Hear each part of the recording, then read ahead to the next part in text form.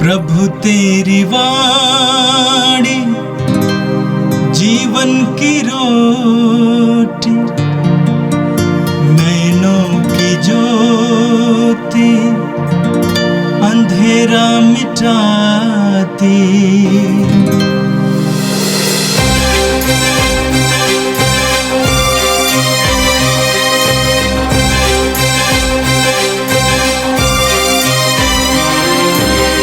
प्रभु तेरी वाणी जीवन की रोटी, नैनों की ज्योति अंधेरा मिटाती। प्रभु तेरी वाणी जीवन की रोटी, नैनों की ज्योति अंधेरा मिटाती।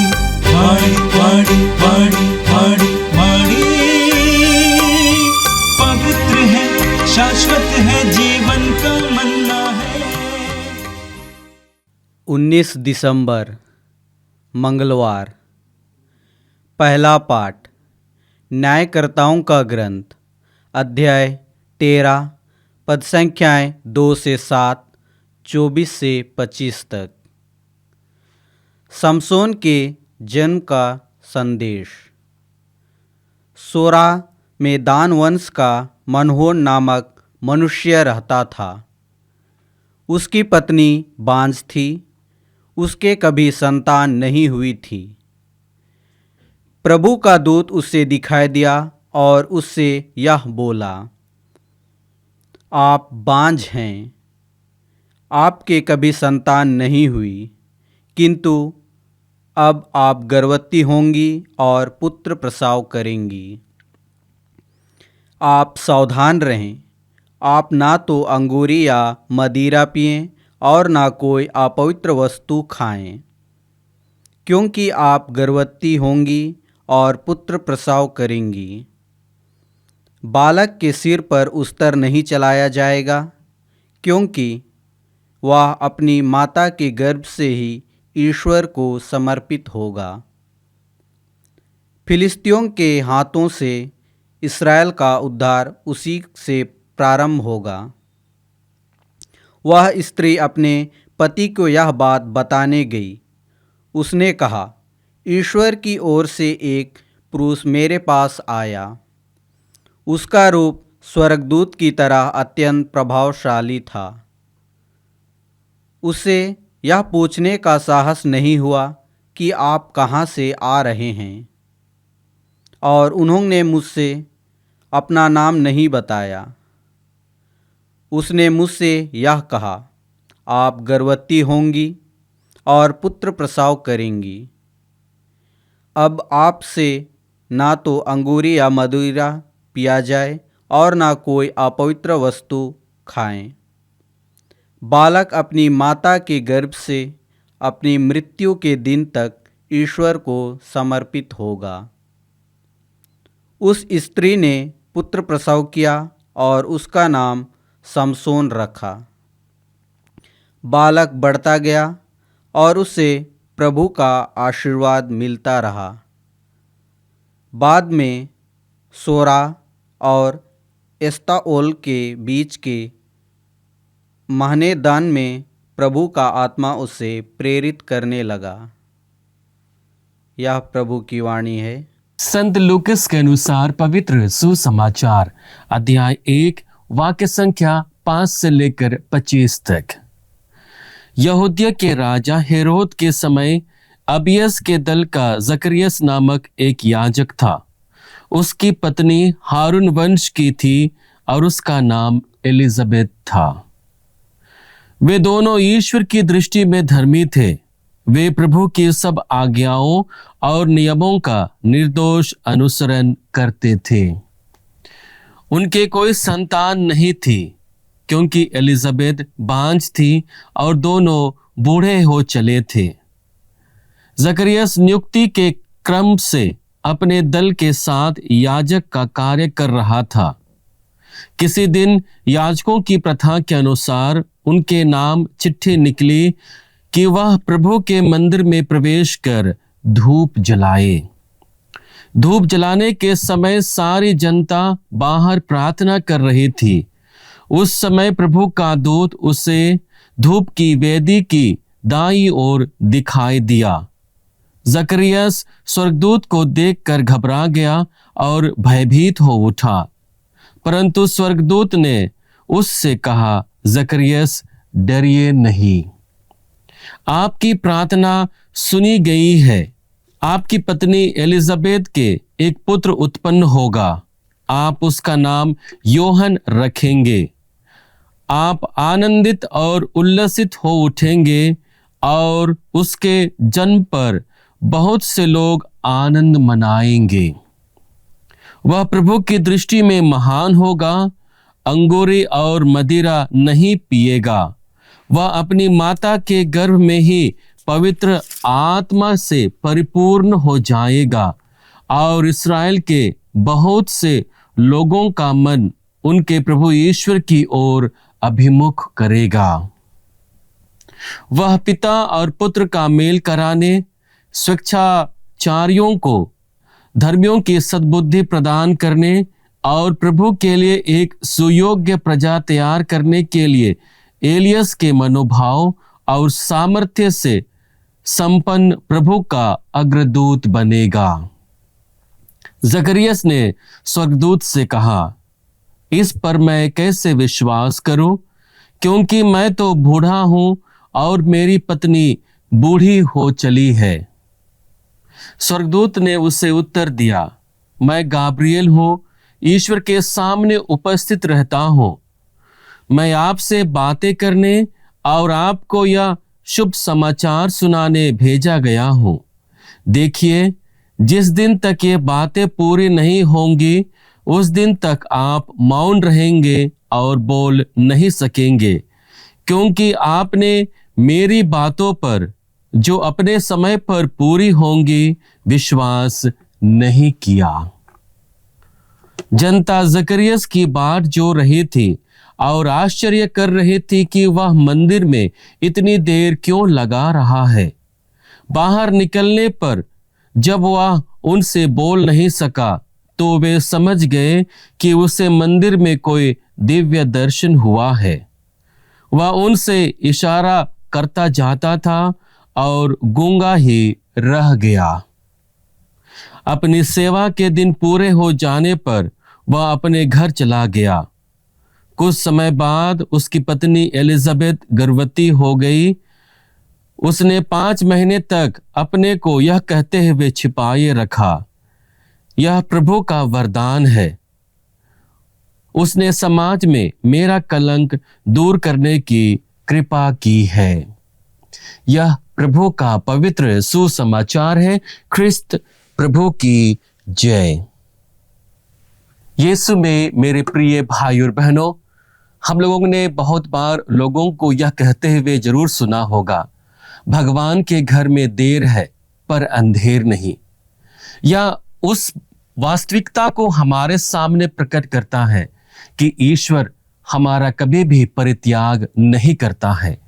हमारा दृष्टिकोण और मानवीय स्वभाव हमें ईश्वर से अत्यंत दूर लेकर जा सकता है, पर ईश्वर की कृपा दृष्टि हमारे जीवन पर सदैव बनी रहती है। और इसी पर निहित यह कथन को हमारे लिए कहा जाता है कि भगवान के घर में देर है पर अंधेर नहीं। ईश्वर संभवतः हमारे प्रार्थनाओं का उत्तर देरी से जरूर देगा, लेकिन वह कभी भी अंधकार में हमें नहीं रखेगा। ईश्वर हमारे साथ सदैव रहते हैं और यही हमारे लिए सही मायने में क्रिसमस का एक शुभ संदेश है कि ईश्वर हमारे साथ रहता है, ईश्वर हमारे बीच में विराजमान रहता है और उसी ईश्वर को हमारे जीवन में महसूस करने के लिए यह पवित्र अवसर होता है कि हम ईश्वर को अपने जीवन में पाएं, ईश्वर को अपने पारिवारिक जीवन में पाएं, ईश्वर को हम अपने सामुदायिक जीवन में पाएं।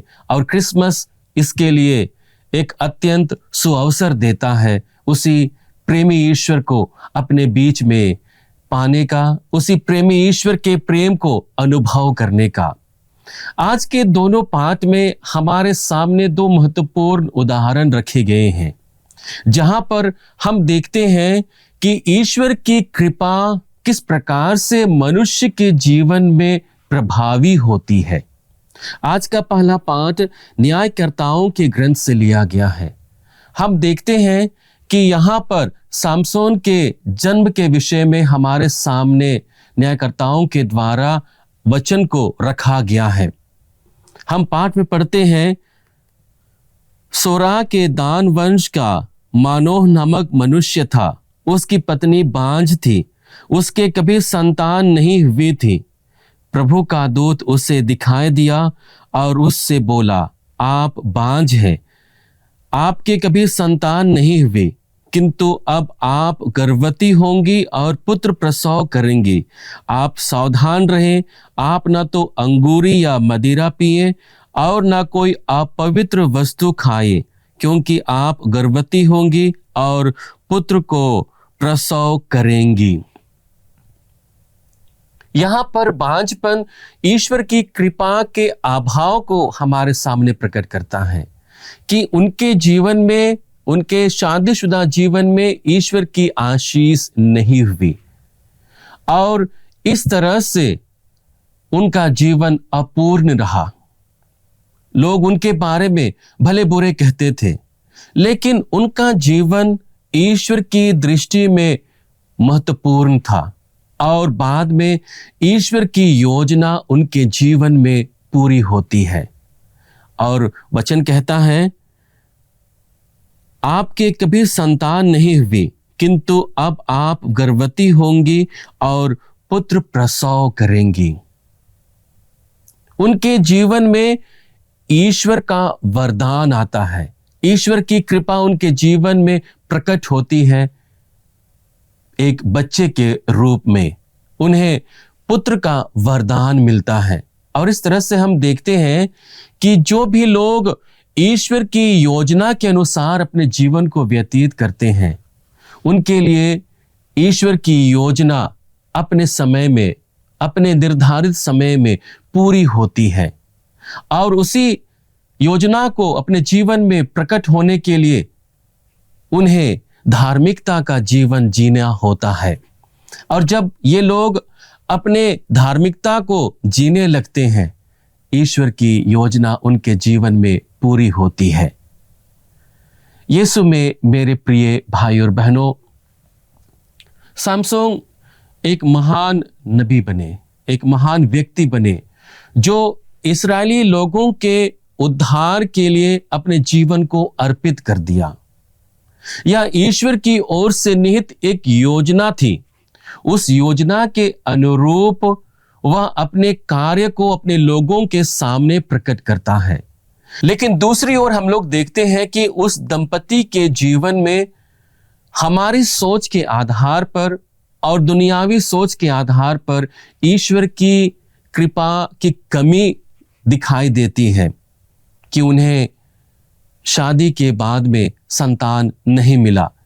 लेकिन हम देखते हैं कि ईश्वर अपने समयानुसार अपनी योजना को पूरी करता है और वह इस बात की ओर हमें संकेत देते हैं कि हमें अपने जीवन में सदैव धैर्य बना रहना चाहिए। हमें धैर्यशील जीवन जीना चाहिए और जब हम उस जीवन को जीते हैं, ईश्वर की कृपा हमारे जीवन में पूर्ण होती है। ईश्वर हमारे जीवन में बहुत आश्चर्यपूर्ण कार्य करता है और उसी को देखने के लिए, उसी को अपने जीवन में आत्मसात करने के लिए हमें ईश्वर से सदैव जुड़कर अपने जीवन को व्यतीत करना है। आज के सुसमाचार में हमारे सामने एक और ऐसे दंपति का उदाहरण है जो अपनी अवस्था में बहुत बुजुर्ग हो चुके थे, लेकिन उनके जीवन में ईश्वर की कृपा प्रकट होती है। आज के सुसमाचार में हम देखते हैं जहां पर जकरियस और एलिजाबेथ के जीवन का उदाहरण हमारे सामने रखा जाता है कि किस प्रकार से ईश्वर उनके जीवन के द्वारा उनके जीवन में अपनी योजना को पूरी करता है। जकरियस का अर्थ है ईश्वर स्मरण करता है, अर्थात ईश्वर हमेशा हमें याद करता है। वहीं एलिजाबेथ शब्द का अर्थ है ईश्वर की शपथ, और इन दोनों को मिलाकर यदि हम देखें तो दोनों के नामों का अर्थ होगा ईश्वर अपनी शपथ को याद रखता है। ईश्वर की शपथ क्या है? कि वह अपने लोगों के साथ सदैव रहेगा, वह अपने लोगों का साथ कभी भी नहीं छोड़ेगा। और इसी शपथ के विषय में आज हम लोगों को मनन चिंतन करने का एक अवसर मिलता है। यहां पर जकरियस और एलिजाबेथ बूढ़े हो चले थे। अब उन्हें कोई भी आसरा नहीं था कि उनके जीवन में उन्हें ईश्वर की कृपा मिलेगी बच्चे के रूप में। लेकिन ईश्वर उनके जीवन में आता है, उन्हें आशीर्वाद देता है और उनके लिए योहन को भेजता है। और उनके जीवन में योहन आते हैं जो प्रभु यीशु का अगुवा बनता है, जो अपने लोगों को प्रभु को स्वीकार करने के लिए तैयार करता है। आज के इन दोनों पाठों के द्वारा हमें दो महत्वपूर्ण बातों पर मनन चिंतन करने का अवसर मिलता है। पहली बात है, ईश्वर सदैव हमारे साथ रहते हैं। हमारे हर एक परिस्थिति में ईश्वर की उपस्थिति होती है, चाहे हम उसके बारे में या उस अवस्था से परिचित हो या नहीं, हम उसे महसूस कर पाए या नहीं, ईश्वर सदैव हमारे साथ होते हैं। क्यों होते हैं? क्योंकि उसने हम सभी को अपने प्रतिरूप में बनाया है। और इसका तात्पर्य यह है कि जब उसने अपने प्रतिरूप में हमें बनाया है तो वह हमसे प्यार करते हैं, हमसे प्रेम करते हैं। और प्रेम इस बात का प्रमाण है कि ईश्वर सदैव हमारे साथ रहते हैं। दूसरी बात है कि कभी कभी हम ईश्वर को अपने बीच में, अपने जीवन में अनुभव करने से चूक जाते हैं, क्योंकि हमारी मानवीय आवश्यकताएं और मानवीय अनुभूतियां ईश्वर की अनुभूति से और ईश्वर की कृपा से भिन्न होती है। और उसी के विषय में आज ये दोनों उदाहरण हमारे सामने प्रकट किए जाते हैं। यदि हम देखें तो हमें ऐसा प्रतीत होगा कि उनके जीवन में ईश्वर की कमी रही, उन्हें ईश्वर की कृपा नहीं मिली, उन्हें ईश्वर का वरदान नहीं मिला। लेकिन ईश्वर अपने निमित्त और समय अनुसार अपनी योजना को मानवीय जीवन में पूरा करता है। हम देखते हैं कि यहां पर जकरियस और एलिजाबेथ धार्मिकता का जीवन जी रहे थे और इसी धार्मिकता को वे लगातार अपने जीवन में प्रकट कर रहे थे। उन्हें मालूम था कि ईश्वर की योजना उनके जीवन में पूरी होगी। हम वचन में पढ़ते हैं, वे दोनों ईश्वर की दृष्टि में धर्मी थे, वे प्रभु की सब आज्ञाओं और नियमों का निर्दोष अनुसरण करते थे। यहां पर वचन हमें साफ साफ बताता है कि यद्यपि मानवीय दृष्टिकोण से उनका जीवन ईश्वर विहीन लगता है और ईश्वर विहीन प्रतीत होता है, लेकिन वे ईश्वर के कृपा पात्री बनते हुए, ईश्वर के कृपा पात्र बनते हुए एक धार्मिकता का जीवन जी रहे थे, एक निर्दोष का जीवन जी रहे थे। और यही जीवन ईश्वर के लिए प्रिय होती है। और इस प्रकार से हम देखते हैं कि उनके जीवन में ईश्वर की आशीष मिलती है, ईश्वर की कृपा मिलती है। यीशु में मेरे प्रिय भाई और बहनों, आज के ये दोनों पाठ हमें अपने जीवन पर गहन रूप से मनन चिंतन करने का एक अवसर देती है। हम आगमन काल में हैं और आगमन काल विशेष रूप से हम सभी को तैयार करता है प्रभु को अपने जीवन में लाने का, उस ईश्वर के प्रेम को अपने जीवन में महसूस करने का जिसने हमारे लिए मुक्तिदाता को भेजा है। आइए हम अपने जीवन को परख कर देखें कि क्या मैं अपने स्वभाव को, अपने विचारों को, अपने ध्येय को ईश्वर की योजना पर छोड़ देता हूं? क्या मैं ईश्वर की योजना पर विश्वास करता हूं जो वह मेरे लिए समय अनुसार पूरा करता है? आइए हम प्रभु से बल मांगे कि हम सदैव ईश्वर की योजना को पूरी करते रहें, ईश्वर की योजना के लिए अपने आप को एलिजाबेथ और जकरियस की भांति समर्पित होकर अपने जीवन को जिए और उसी योजना को हम अपने जीवन में साकार कर सके। हे सर्वशक्तिमान पिता परमेश्वर, हम धन्यवाद देते हैं प्रभु हमारे इस जीवन के लिए जिसे तूने हमें दिया है। प्रभु, जिस प्रकार से हम अपने जीवन को जीते हुए इस आगमन काल में प्रवेश किए हैं और अपने आप को तैयार कर रहे हैं तेरे परम प्रिय पुत्र हमारे प्रभु यीशु क्रिस्त को अपने जीवन में पाने के लिए, एक बालक के रूप में, एक राजकुमार के रूप में।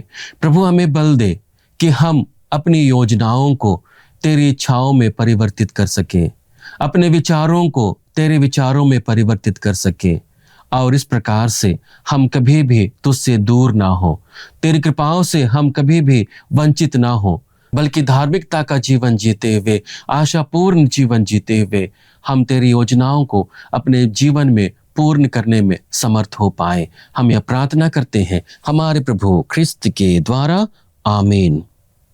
प्रभु तेरी वाणी जीवन की रोटी, नैनों की ज्योति अंधेरा मिटाती। वाणी वाणी वाणी वाणी वाणी पवित्र है, शाश्वत है जीवन का मन्ना।